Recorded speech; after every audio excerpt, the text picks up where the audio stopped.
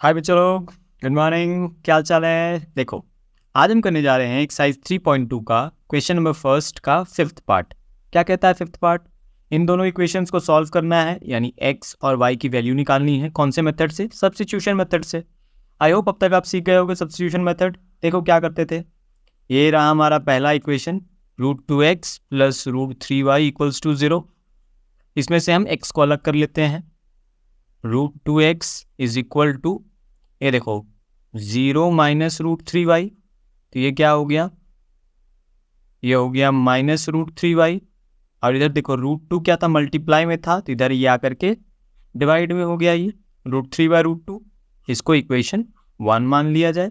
Equation 2 क्या है आपके पास? √3x minus √8y is equal to 0। इसको थोड़ा सा तोड़ ले। देखो कैसे तोड़ सकते हैं हम इसको। आप लिख सकते हो 2 इंटू 2 इंटू 2, 2 2 4, 4 2 8। ठीक है, y तो साथ में चल ही रहा है। 2 2 के लिए एक 2 बाहर आ सकता है। रूट की तो यही कहानी होती है ना, कि पेयर के लिए एक नंबर बाहर आ जाता है, इक्वल्स टू 0। इसको मान लो इक्वेशन 2। ठीक है, अब हम लिख देते हैं पुटिंग 1 इन 2, पुटिंग 1 इन 2। चलो नेक्स्ट स्लाइड पे। 2 क्या है आपके पास? पहले वो लिख लो, √3x minus 2√2y equals to 0।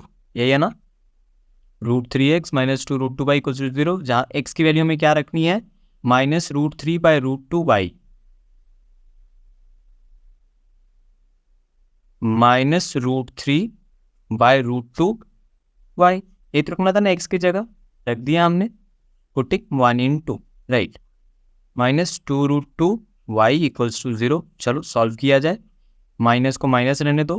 देखो √3 इंटू √3, ये 3 बन जाएगा ना, बाई y, ये डिवाइड में चल रहा है √2, माइनस 2√2y इक्वल्स टू 0। ये समझ में आया ना आपको? √3 इंटू √3 की कहानी देखो, √3 इंटू √3 है, इसको आप ऐसे लिख सकते हो, रूट के अंदर 3 इंटू 3 एक साथ, जिसके लिए 3 बाहर आ गया, तो वही हमने लिखा √3 इंटू √3 इज इक्वल टू 3।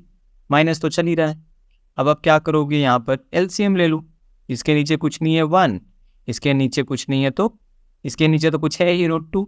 ठीक है, ये रहा हमारा √2, ऊपर वाला हो गया -3y माइनस, देखो यहाँ क्या हो जाएगा, 2√2y को √2 से मल्टीप्लाई करोगे आप, यही करते हो ना आप, एलसीएम का रूल यही है। क्या हो जाता है देखो, √2 इंटू √2, फिर से देखो 2, √2 इंटू √2, एक ब्रैकेट में गया, एक 2 बाहर आया, 2 into 2 is equal to 4। Clear हो रहा है?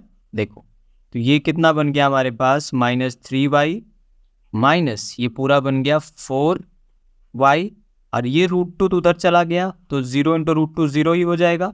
इधर डिवाइड वाला उधर जाता है तो मल्टीप्लाई हो जाता है ना।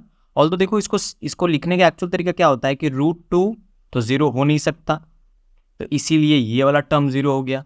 लेकिन समझाने के लिए कह दिया जाता है कि भैया 0 इंटू √2 हो गया। क्लियर हो रहा है? ठीक है, ये देखो कितना हो गया, ये -7y इक्वल्स टू 0। ठीक है, तो y इक्वल्स टू 0/-7। 0 के नीचे कुछ भी नंबर आ जाए तो भैया आंसर तो 0 ही आता है, y 0 हो गया। फिर पुटिंग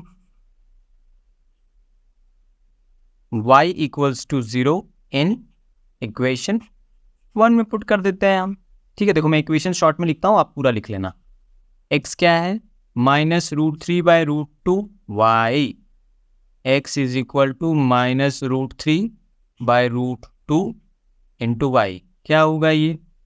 कुछ नहीं, सिंपल है यार, -√3/√2, y की वैल्यू 0, 0 को किसी से मल्टीप्लाई करो, आंसर तो अंत में 0 ही आना है। तो देखो, so x equals to 0 and y equals to 0, this is your answer. I hope ये क्वेश्चन समझ में आया हो। किसी प्रकार का डाउट लगे आराम से पूछिएगा। मिलते हैं नेक्स्ट वीडियो में। Take care, bye bye.